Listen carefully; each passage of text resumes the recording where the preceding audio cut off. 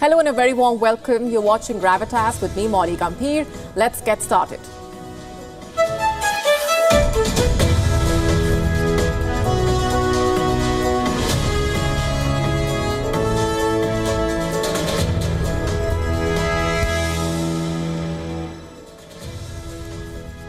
Ukraine has targeted the heart of Russia. Russian air defenses have thwarted a Ukrainian drone attack over Moscow. At least 11 Ukrainian drones were shot down. What really happened? We decode this. We also get you live updates all the way from Kiev.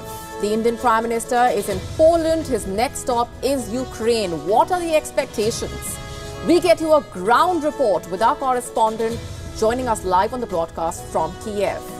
Here's a look at what else is lined up for you on the show. What is America's secret nuclear strategy against China? We tell you what's brewing. Is Benjamin Netanyahu choosing greed to cling on to power over the lives of Israeli hostages? We tell you why we ask this question. A mission to get rid of bombs deep inside Swiss lakes. We tell you what this is about. All this and more coming up tonight.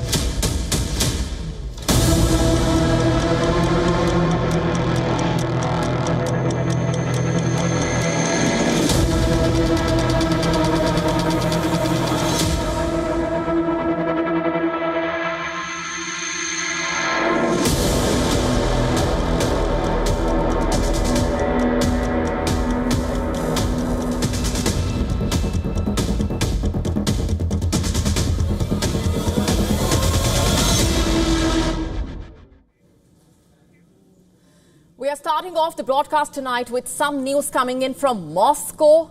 The Russian air defenses have thwarted one of the largest Ukrainian drone attacks over Moscow. In the details that have emerged, at least 11 Ukrainian drones were shot down just over Moscow. Here's what else we know. Overall, 45 drones attacked different regions of Russia overnight. 23 were destroyed over Bryansk. 6 over Belgorod, 3 over the Kaluga region, 2 over Kursk. In the western part of Rostov region, a missile was also shot down. No victims, no destruction reported in the attack. What's the reaction so far? Russia has blamed Ukraine, but Kiev is yet to comment on this major drone attack. Ukraine, in fact, did say that its forces hit an S-300 anti-aircraft missile complex in Novoshokhtinsk, which is in Rostov, but that it could not yet confirm if it was destroyed. This month itself, Ukraine has increasingly taken the fight to Russia, first with its surprise incursion in Kursk, an assault that has now entered its third week. It's also important to note here that the attack took place on a day when the Russian President Vladimir Putin held a meeting with the visiting Chinese Premier in Moscow. Meanwhile, Russian users of Telegram and WhatsApp experienced trouble accessing the messaging applications as a result of the disruption of the State Communications Monitoring Service, which is said to have been caused by, quote-unquote, Distributed Denial of Service Attack, DDoS. The service said that the attack had been repelled and that the messaging networks were working normally again. Russian media said other sites, including Wikipedia, Skype, and the social media platform Discord, had also been affected.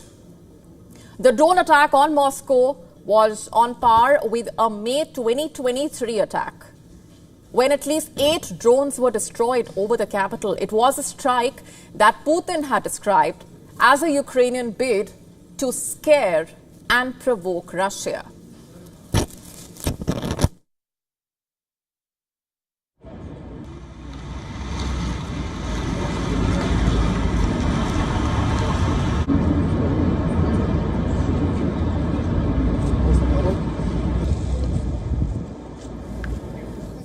And for more on all of this, joining us on the broadcast this minute for further perspectives is Peter Zalmayev, Director, Eurasia Democracy Initiative. Thanks very much for being here on the broadcast. I have to ask you first for your initial reaction to what we are seeing playing out. As a result of this drone attack, we've seen, of course, Russia blaming Ukraine. On the other hand, we've seen the reaction from Ukraine talking about that attack on the missile system.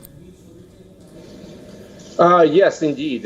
This is the second such occurrence in Moscow, second such attack on the capital. I haven't seen one for a while, and I would say that it does not necessarily have a military purpose. It may be obvious to our viewers, but once again, I would like to emphasize that it's a simple question of justice. If the Russian Federation constantly bombards our cities, and lately we've been facing up to 10 air sirens, air raids per day. I mean, I wake up in the middle of the night 2-3 times because of air raids. Well, it's only fair that Ukraine does the same and terrorize a little bit the civilians and residents of Moscow. No deaths have been reported, but the thing is, the Russian population needs to start feeling that this is a war where two can dance. It's not just one way. The war does not necessarily have to be confined to Ukraine. The war has already come to Russia. And I think Kursk in the south is the greatest demonstration of Ukraine's ability to spread this war farther than its own borders. Ukraine's strategy at this point. Also the fact that it has decided to not just take the fight literally into Russia, but also now with this drone attack that's been reportedly, that has reportedly targeted different parts of Russia. Yes, and once again, we're just seeing just today, I just learned like literally an hour ago that Ukrainian drones, and this is much more significant than any strikes on the capital, which are once again of a symbolic nature.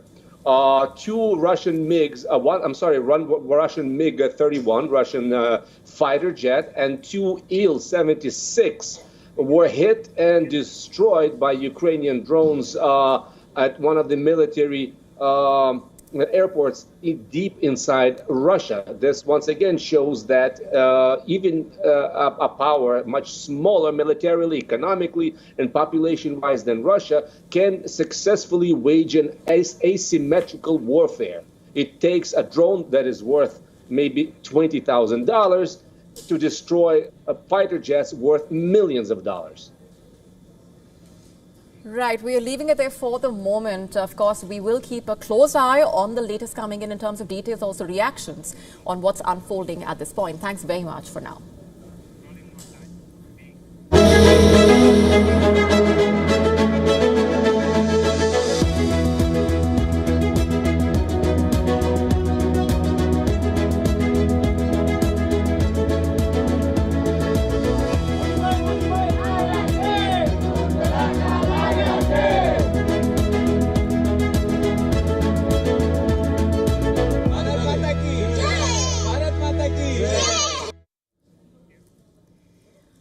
Let's now take you to Poland, where the Indian Prime Minister Narendra Modi landed earlier this evening. He was accorded a ceremonial welcome at Warsaw. Let me just play out these visuals for you.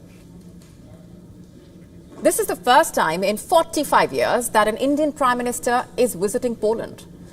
This is a 2-day visit, and the itinerary is packed. In fact, early this evening, Prime Minister Modi paid homage to the Jam Sahib of Navanagar Memorial and 2 other memorials. This was a first by any Indian Prime Minister.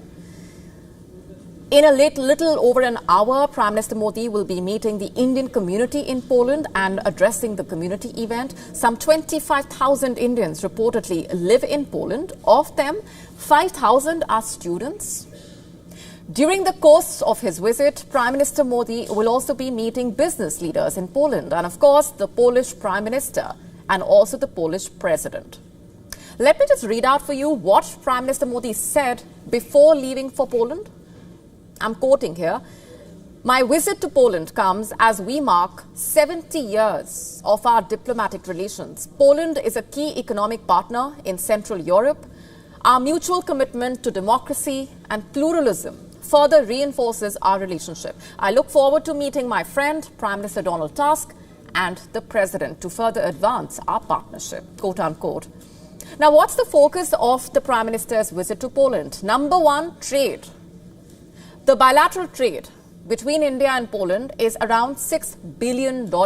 These are official numbers. Business owners say the actual trade between the two countries is much higher, as a lot of cargo comes via foreign ports. Poland, in fact, is India's largest trading partner in Central and Eastern Europe. Let's just look at what India exports to Poland. The long list includes textiles, base metals, products of chemical industry, machinery, mechanical appliances, electrical and electrotechnical equipment, footwear, headgear, plastic, rubber. It's a long list. Indian companies have invested across sectors in Poland, from electronics, IT, pharmaceuticals, steel, chemicals. Indian investment in Poland is estimated to be over $3 billion. Polish companies also have a big presence in India. Some 30 companies are present across sectors, including sanitary products and cosmetics. Polish investment in India is estimated to be around $685 million.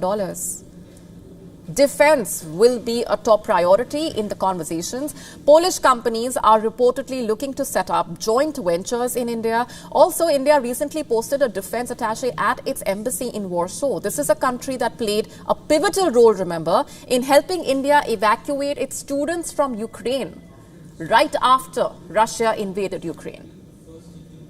And one must also note that Poland will hold the next presidency of the Council of the EU. Analysts point out that for the longest time, India's relations with Europe were largely centered around the big four. That's Russia, Germany, France, Britain. And this has changed over the last decade. During his first 2 terms in office, Prime Minister Modi visited Europe 27 times. He also received 37 European heads of state and government. Just last month, Prime Minister Modi visited Austria. He was the first Indian Prime Minister to visit the country in 41 years. And India's External Affairs Minister also has actively engaged Europe. He visited the continent 29 times and received 36 European heads of state and government. India is reaching out to European nations beyond the big four, be it Austria or Poland, which, by the way, happens to be the largest economy in Central Europe and the 8th in all of Europe. Also, I don't know how many of you know this, one of the many things connecting India to Poland is yoga. That's right. Poland has a 100-plus-year-old yoga history. There are some 300,000 yoga practitioners in Poland, 1,000 yoga centers, 8,000 teachers. After wrapping up his visit to Poland, Prime Minister Modi will be heading to Ukraine. This visit is at the invitation of Ukraine's President Volodymyr Zelensky. WION is on the ground, keeping you on top of this story and tracking all the developments.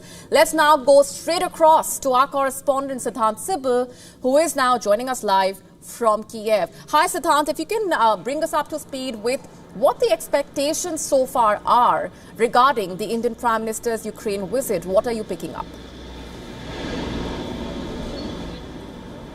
Well, a significant visit of the Indian Prime Minister Narendra Modi to Europe is underway. Today, of course, is the day one of his visit to Poland, and the focus will be on his tributes to Jam Sahib, who gave refuge to Polish refugees in World War II, and tributes to Indian soldiers who fought in the Battle of Monte Cassino, a battle that later on led to liberation of Rome and the victory of Allied forces in World War II. He, of course, addresses the diaspora. Focus, of course, will be on his meeting with the leadership tomorrow when he meets the Polish President and Prime Minister. Now, essentially, focus in terms of Poland leg of the visit will be on defense, trade, strategic partnership. But from Poland, the focus shifts to Ukraine, where, of course, the Indian Prime Minister will be travelling. He, of course, will be sending a message of dialogue and diplomacy, and the fact that solution cannot come on the battlefield, something that the Indian Prime Minister had reiterated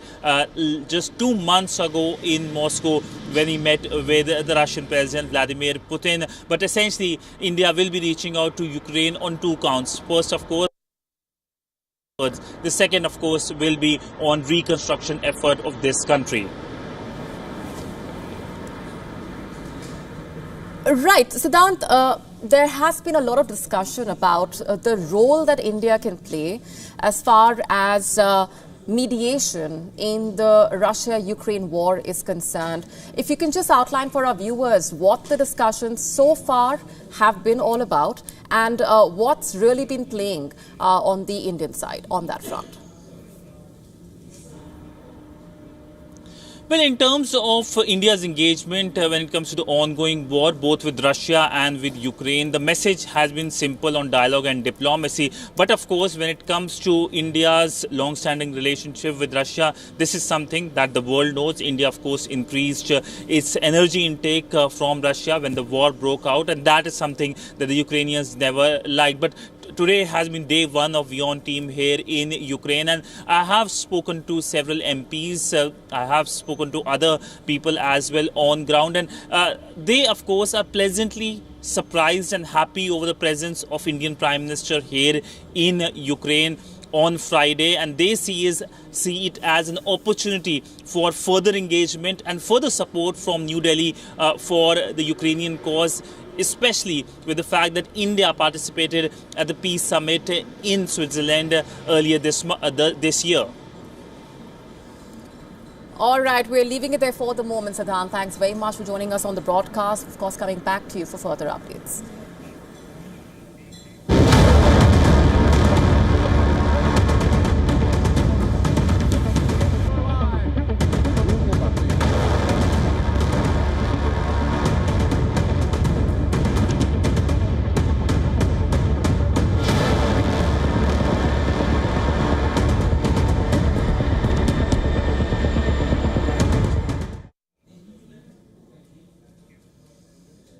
Our next story is about America's secret nuclear plan for a potential attack on China.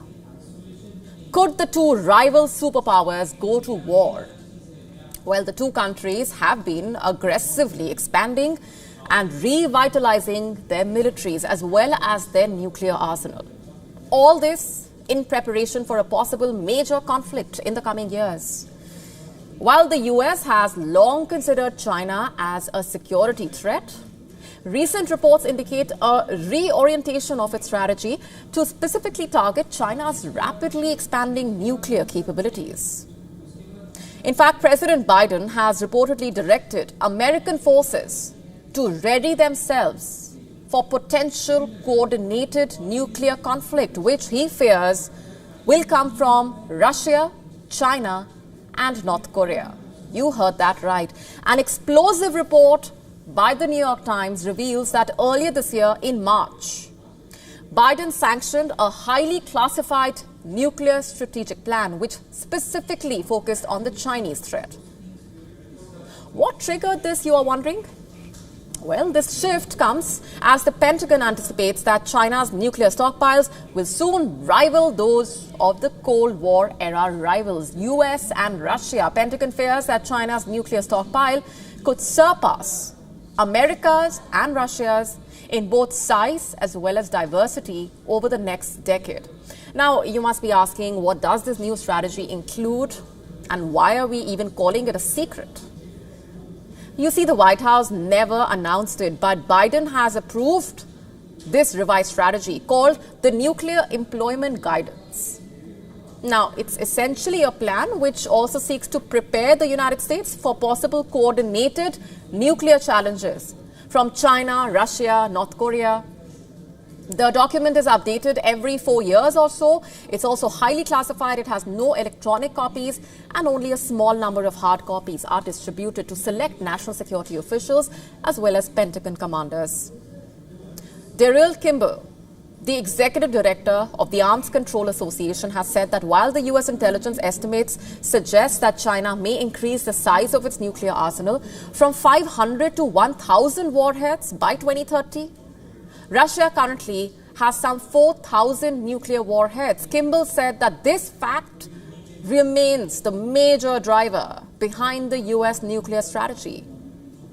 In recent speeches, though, senior U.S. officials have talked about, although in carefully constrained single sentences, but the report says that a more detailed, unclassified notification to the Congress is expected before Biden leaves office next year.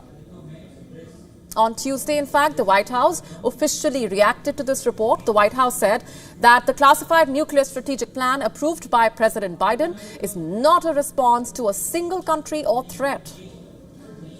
The White House spokesperson, Sean Savett, said, and I'm quoting, "This administration, like the 4 administrations before it, issued a nuclear posture review and nuclear weapons employment planning guidance." While the specific text of the guidance is classified, its existence is in no way a secret. The guidance issued earlier this year is not a response to any single entity, country, or threat, quote unquote. The White House said that this was no secret, but China has reacted to the report, saying that Beijing is seriously concerned by the report. On Wednesday, the Chinese Foreign Ministry said, and I'm quoting now, "The U.S. is peddling the China nuclear threat narrative, finding excuses to seek strategic advantage." The report and also China's response, further proof of the growing possibility of a major US-China war in the years to come. You see, in the past, it seemed unlikely that American enemies could coordinate nuclear threats to outmaneuver the American nuclear arsenal, but things have changed.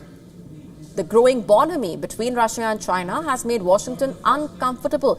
On top of that, the conventional arms that North Korea and Iran are allegedly providing to Russia for the Ukraine war have fundamentally changed Washington's thinking. Russia and China are already conducting military exercises together, and U.S. intelligence agencies are determined to find out if Russia is aiding North Korea's and Iran's missile programs in return. Now, if anything, this new document is a stark reminder that whoever is sworn in as the president of the U.S. will confront a changed and far more volatile nuclear landscape than the one that existed even just 3 years ago. Amid the war in Ukraine, the Russian President Vladimir Putin has repeatedly threatened the use of nuclear weapons, including during a crisis in October 2022, when Biden and his aides, looking at intercepts of the conversations between senior Russian commanders, feared that the likelihood of nuclear use might rise to 50% or even higher, which brings us to the question, can the rising nuclear war threat be curtailed before things go from bad to worse? You see, in the U.S. presidential campaign so far, the new challenges to American nuclear strategy have not been a topic of debate. Biden, as an advocate of nuclear non-proliferation, has never publicly talked in any detail about how exactly he is responding to the challenges of deterring the threat from China as well as North Korea. But neither has Vice President Kamala Harris. And now, the Democratic Party's potential nominee. As far as Trump is concerned, China was mentioned in the last nuclear guidance issued at the end of his administration, but that was before the scope of China's ambitions were fully understood. Today, tensions remain high between China and the US over a range of issues. For analysts in the US, Beijing seems to be taking a page out of Russia's playbook as far as tensions and challenges in the bilateral relationship continue. China will choose not to continue arms control, and that is where the trouble actually lies for the US. As for the rest of the world, so long as the threat of nuclear war hangs over our heads, is anyone or any place safe?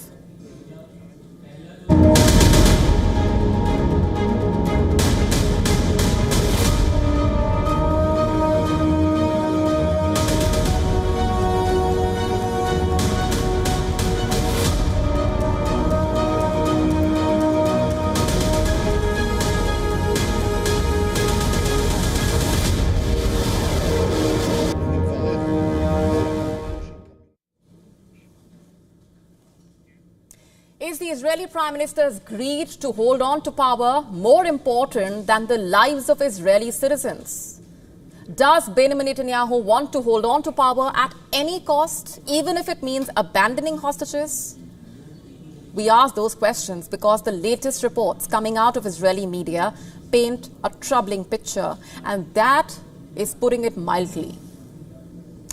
Reports say in a meeting with the families of those held hostage by Hamas, Netanyahu stated that there is unlikely to be a hostage deal. He reportedly insisted that any deal with Hamas must safeguard Israel's strategic interests, like retaining control over the Philadelphia corridor and the Netzarim corridor, claiming that maintaining a military presence in these corridors is essential to prevent the smuggling of weapons into Gaza.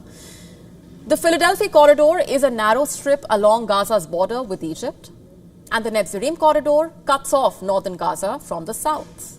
Citing American officials, reports have suggested that Israel has achieved whatever it could militarily in Gaza, and the ongoing war is simply leading to civilian casualties.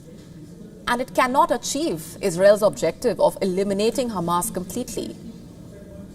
Netanyahu's statement to the families of the hostages all supports U.S. Secretary of State Antony Blinken's statement in focus. On Monday, remember, Blinken said that Israel had accepted the Gaza ceasefire deal, and the onus was now on Hamas to do the same.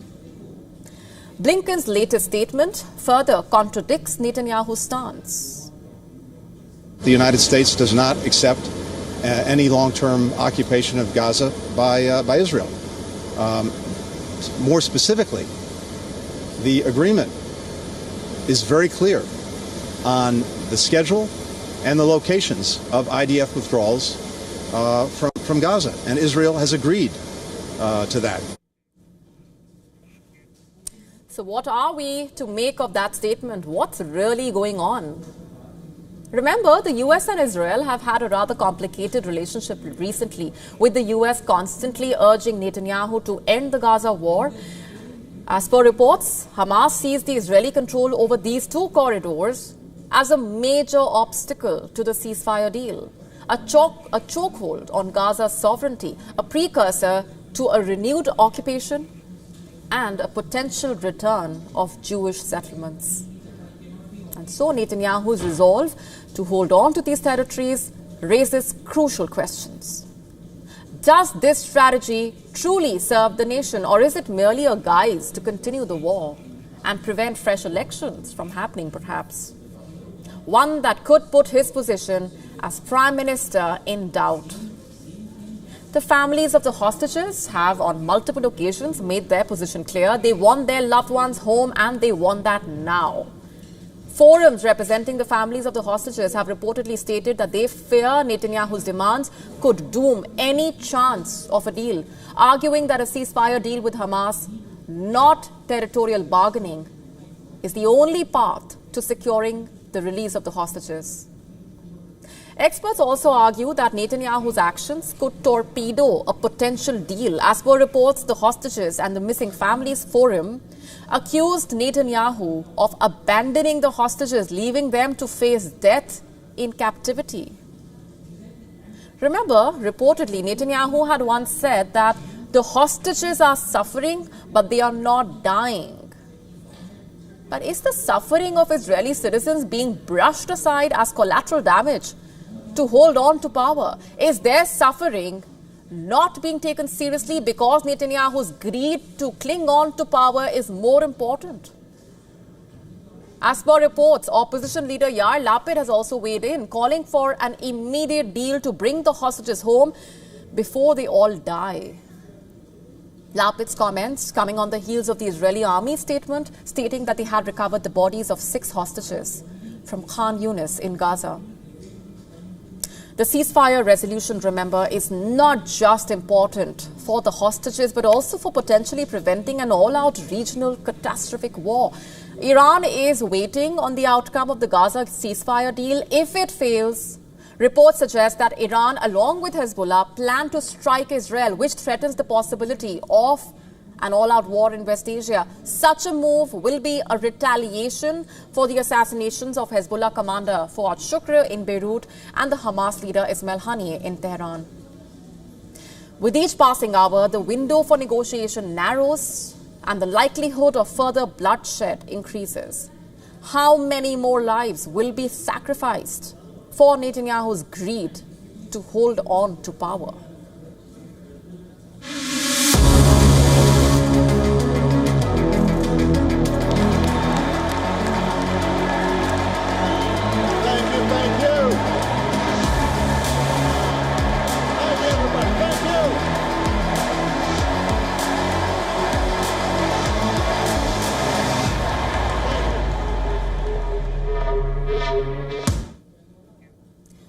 The Democratic National Convention saw some of the biggest names from the camp taking to the podium on Tuesday night in Chicago. From the Obamas headlining the event to Bernie Sanders representing the progressive Democrats, the second day witnessed a resounding wave of support for Kamala Harris. Here's a detailed report on what went down at the United Center on day 2.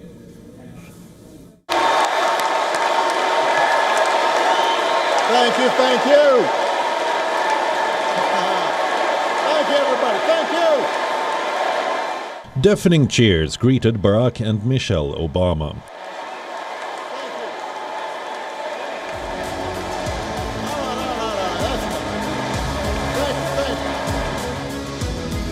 While outgoing President Joe Biden got a long and emotional ovation from the crowd, in his farewell speech on Monday, the reaction to the Obamas was closer to a frenzy. Chicago! It's good to be home! The next president... The pair, who still wield enormous influence in the Democratic Party, were treated as returning heroes, delivering back-to-back speeches that ripped apart Donald Trump. Both of them urged Americans to reject the Republican nominee once and for all.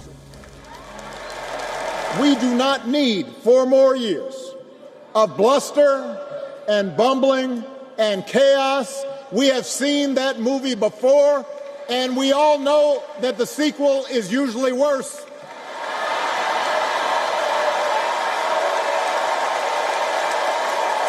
America's ready for a new chapter. America's ready for a better story. We are ready for a President Kamala Harris. Barack Obama was preceded by his wife, Michelle, a Chicago native, received a grand welcome and began her speech with a message of hope for America. The former First Lady also took an indirect dig at Trump for insinuating that Harris and other Democrats were not real Americans. America, hope is making a comeback.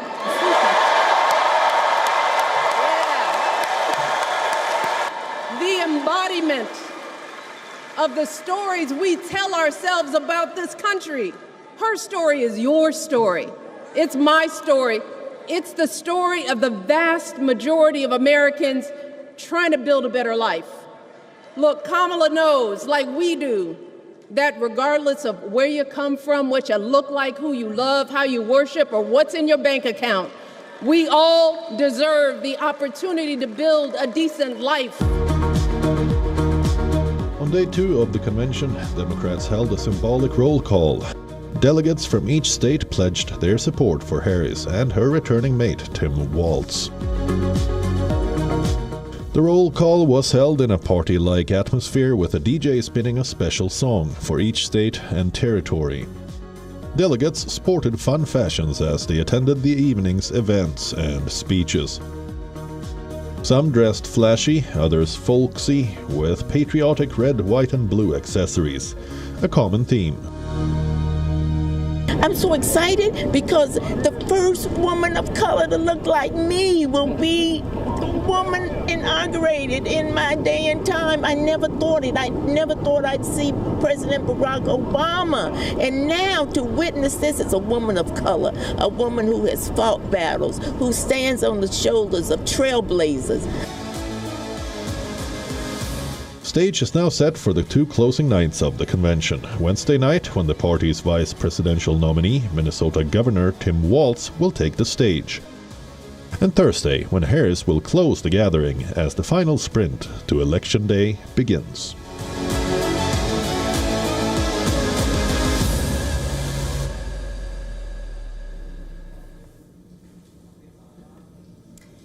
Our next story is about the road rage horror playing out on India's roads.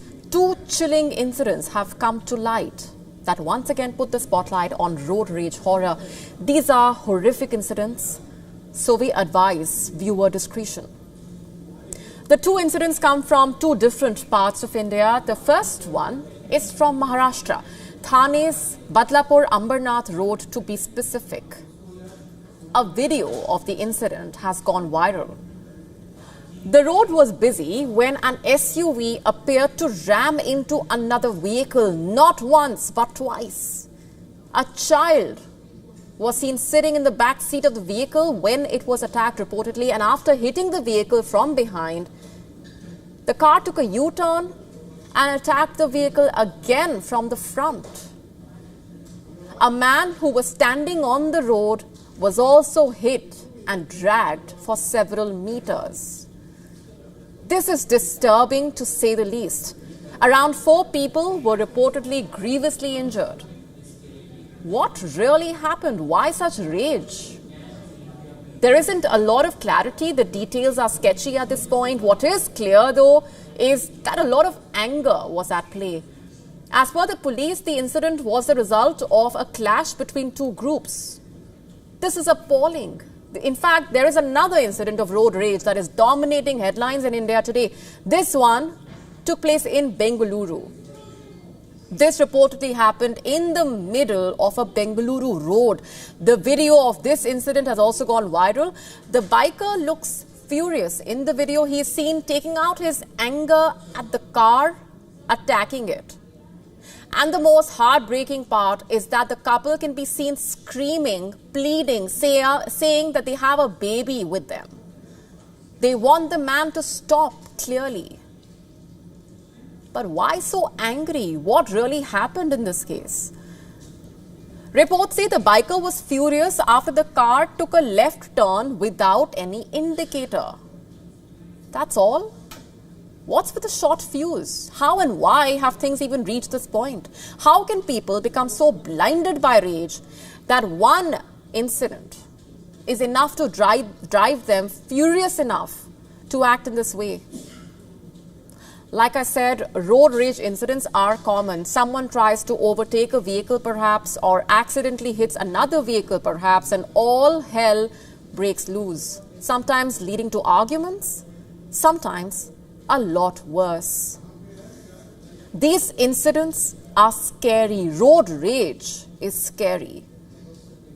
In the Bengaluru case, as per the police, they have taken the biker into custody and are investigating the case. The worrying part is that this is not the last time we are hearing about such an incident taking place. They happen across the country and beyond. And sometimes all it takes is one small incident for something dangerous to unfold.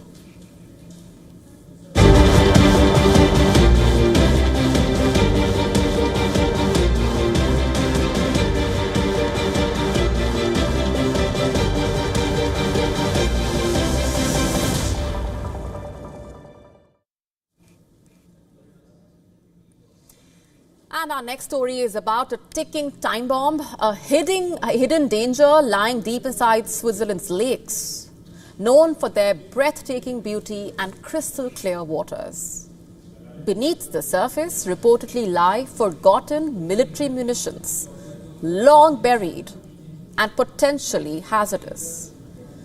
The Swiss government has recognized the potential danger these explosives pose and has decided to tap into the creativity of its people by launching a national competition offering a prize of roughly $58,000 for anyone who can devise a method to safely remove these underwater munitions, and also do so in a way, by the way, that is environmentally responsible.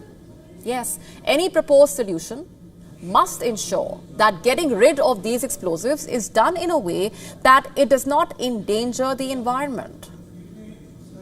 According to reports, for many years, particularly from 1918 to 1964, old military explosives were dumped mainly into 3 of Switzerland's major lakes. Reports state that this practice started long before environmental concerns became a global issue, back when the world had not yet realized the long-term impact such actions could have on natural ecosystems. According to reports and according to experts, back then, the logic was simple. If explosives were disposed of in deep water, any potential blast would be contained by the surrounding water. It seemed to be a practical solution at the time, but now, as we better understand the delicate balance of nature, the danger beneath the lakes is becoming more apparent. One that could turn Switzerland's scenic lakes into environmental disasters. As per reports, the munitions lie at depths where they don't currently pose a direct threat to people. Even if an explosion occurred at such depths, the water would likely absorb the shock with little to no impact on the lake's surface. However, the challenge arises if these munitions need to be moved. Experts said that these explosives are still dangerous and could become lethal if not handled with extreme care. To avoid triggering a disaster, such as in a case where the munitions begin to leak and contaminate the lakes, experts warned that the environmental and public health implications of such a scenario were dire. As Switzerland seeks a solution, the hope is that these lakes can remain peaceful and pristine rather than becoming the site of an environmental crisis.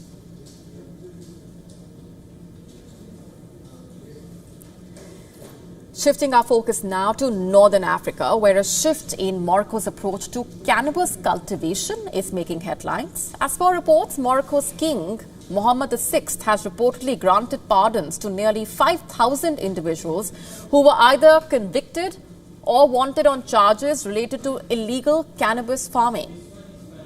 As per reports, this move is part of a broader strategy aimed at transforming Morocco's cannabis industry from an illegal operation into a legitimate and regulated sector.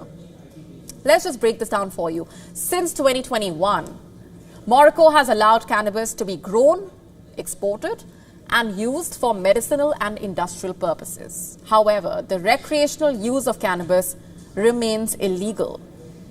The king's recent pardons are reportedly carried out to encourage Moroccan citizens to participate in the legal cannabis market, aimed at improving the income and living conditions of the farmers by involving them in lawful cannabis cultivation. But reports suggest that this might be a challenge. The first legal cannabis harvest in 2023 yielded 294 tons, but just 225 kilograms of that made it to legal export markets.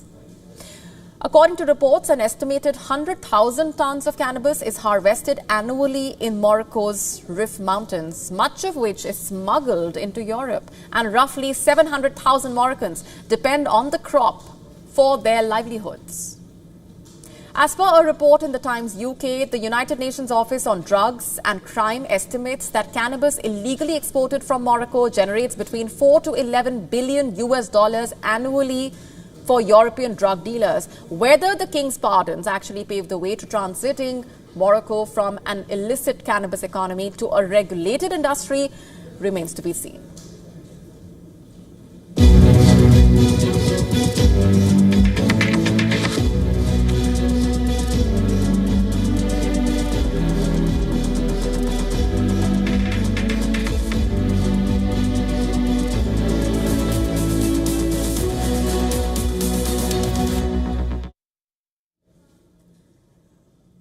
Starbucks soon-to-be CEO Brian Niccol is making headlines. Any idea why? Because of his choice of commute to work. Niccol will be taking a jet to work 3 times of the week.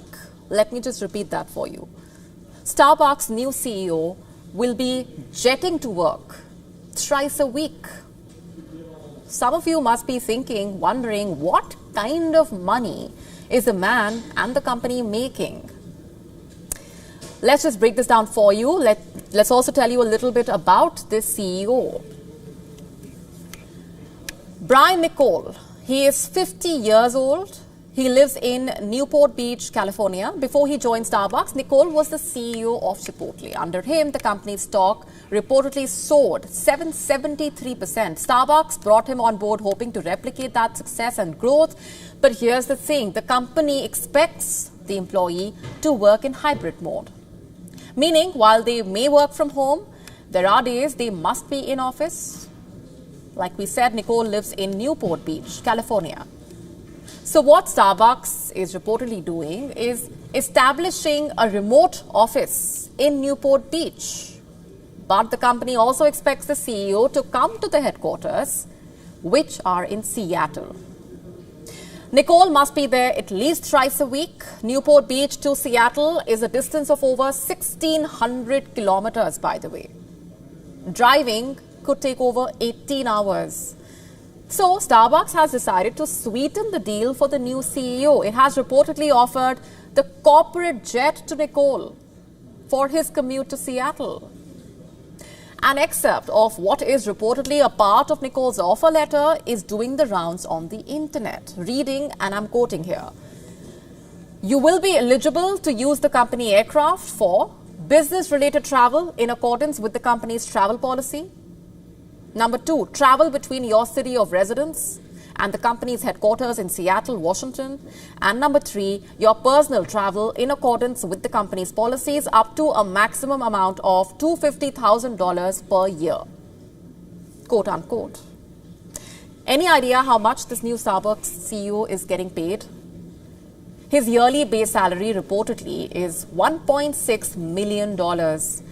On top of that, there is a cash bonus of anything between $3.6 million to $7.2 million. Niccol reportedly is also eligible for annual equity awards worth up to $23 million. And there's more. The new CEO will receive a $10 million signing bonus as per reports. Now, how many of you want to wash down that information with a cup of Starbucks latte? Moving on for now, you must have heard about the concept of art imitates life. Well, what I'm about to tell you is about life imitating art. A video of the Independence Day celebrations in Chhattisgarh's Mungeli district has gone viral. The video shows a pigeon released by a police officer failing to fly off. But social media users promptly noticed a similar situation unfolding in season 3 of the web series called Panchayat. During the function, BJP MLA and former minister Punulal Mohle, who was the chief guest at the event, was handed pigeons that he was supposed to release, along with Mungeli collector Rahul Dio and Superintendent of Police Girija Shankar Jaiswal. You see, the pigeons were supposed to signify peace and freedom. However, when the Superintendent of Police released the pigeon, it fell to the ground instead of flying. Jaiswal was promptly handed another pigeon, which took off with success. But following that video's widespread circulation on social media, the SP wrote the collector a letter asking for disciplinary action. As per reports, the officer assigned to that assignment has come under fire from Jaiswal for not discharging his responsibility properly. Naturally, social media users had a field day with that viral video. Users were quick to compare the incident with what happened on that web show. The post now has over 72,000 views on social media platform X. As for the fate of the pigeon, don't worry, the bird is alive and well. And on that note, it's a wrap on this edition of Gravitas Tonight. This is me, Molly Gampir, signing off. Thanks for watching.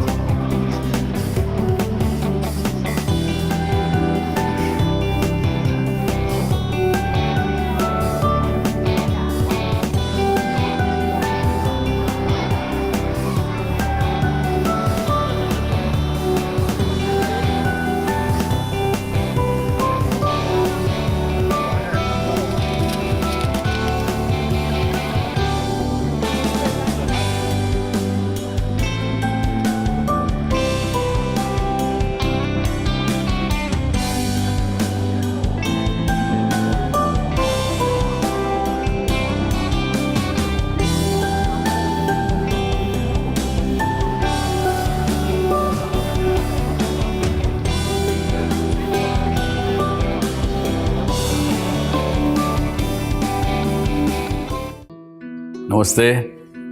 Hello, friends. We did Dr. Subhash Chandra show, popularly known as DSC show, for 4 years, from August 2014 to August 2018. 28 states of Bharat. Of course, we reached out to all of you in 190 countries across the world. The show was very successful. Each episode was being watched by almost 25 million people every week. For past 6 years, the demand of the show has never died down. People write to us, people ask for the show to restart again. Hence, we are beginning the show once again on All Z Network, also on WION, which is the global network channel from India. Again, thank you for your love and affection. See you soon at Subhash Chandra Show.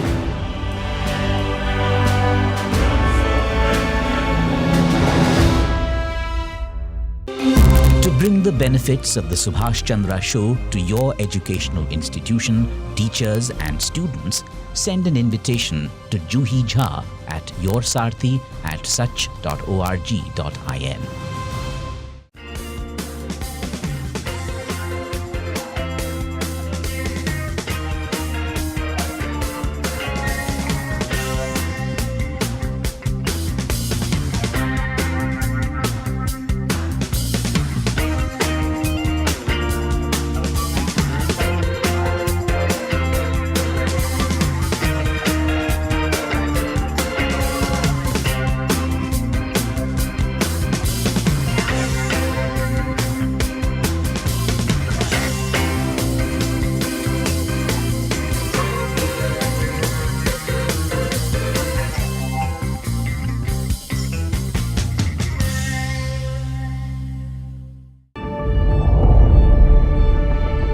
The Earth is sending distress signals.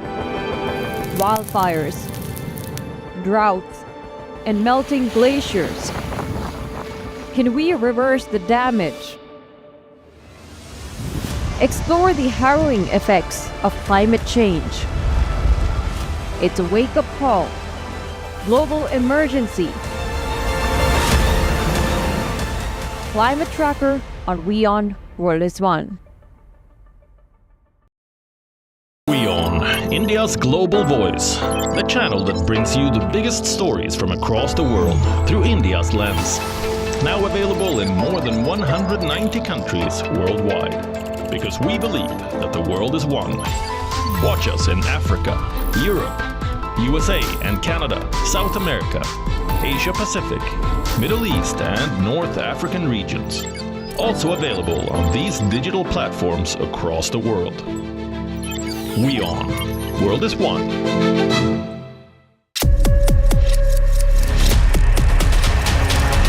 Shortly after declaring it a global emergency, the World Health Organization is rushing to find vaccines to control the spread of Mpox as other countries, including Sudan, declare another problem, cholera. Anger and protests spread in Tunisia over the detention of several opposition figures and critics of the president, despite the country's election commission declaring October 6th as the polling day, with Kais Saied running for a new term. And Ethiopia's traditional sauna therapy gains big city popularity, with Addis Ababans creating a buzz on social media about the benefits. World of Africa at these times on WION.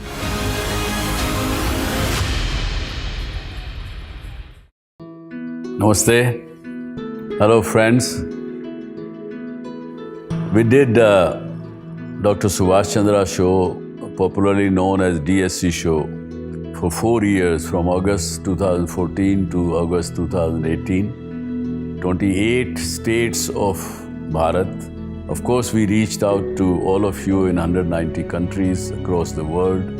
The show was very successful. Each episode was being watched by almost 25 million people every week. For past 6 years, the demand of the show has never died down. People write to us, people ask for the show to restart again. Hence, we are beginning the show once again on All Z Network, also on WION, which is the global network channel from India. Again, thank you for your love and affection. See you soon at Subhash Chandra Show.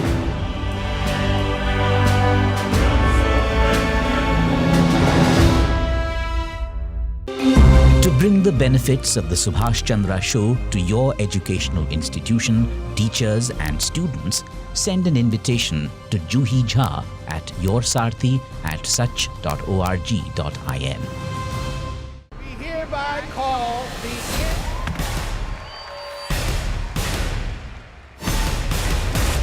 America's Democratic National Convention underway.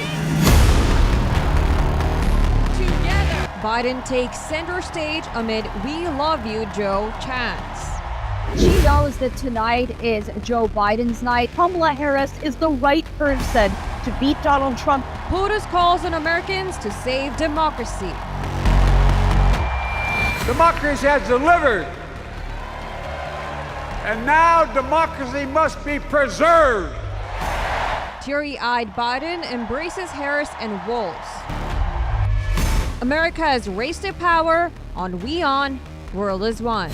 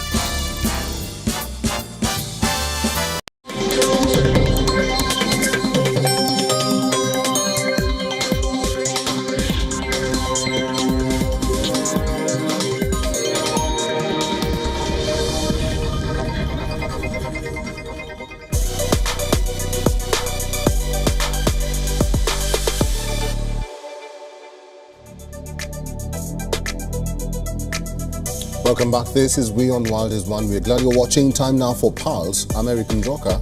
Our top stories at this hour.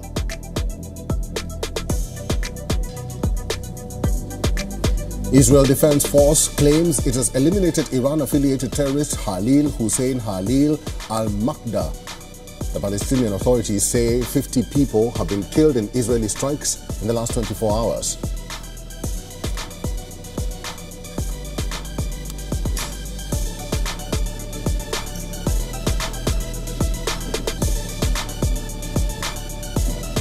Iran's parliament approves reformist President Masoud Pezeshkian's proposed cabinet. Pezeshkian's new cabinet includes a woman and a foreign minister who is open to talks with the West.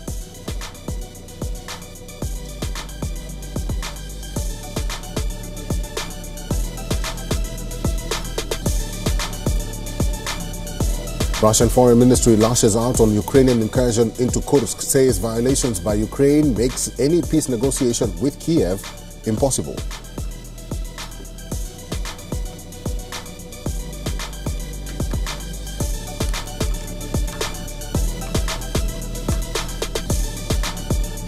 Indian Prime Minister Narendra Modi meets members of the Indian diaspora in Warsaw, Poland.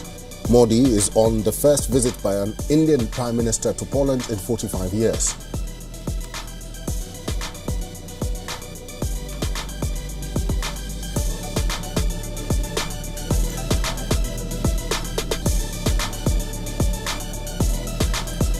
Big cleanup at Kolkata's RG Kar Hospital, where the medical intern was raped and murdered. The deputy superintendent and new principal has been removed.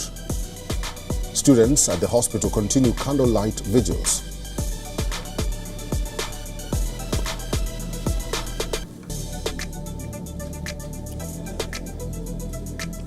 Democratic vice presidential nominee Tim Walz, former President Bill Clinton, and former House Speaker Nancy Pelosi expected to deliver primetime remarks on day 3 of the Democratic National Convention.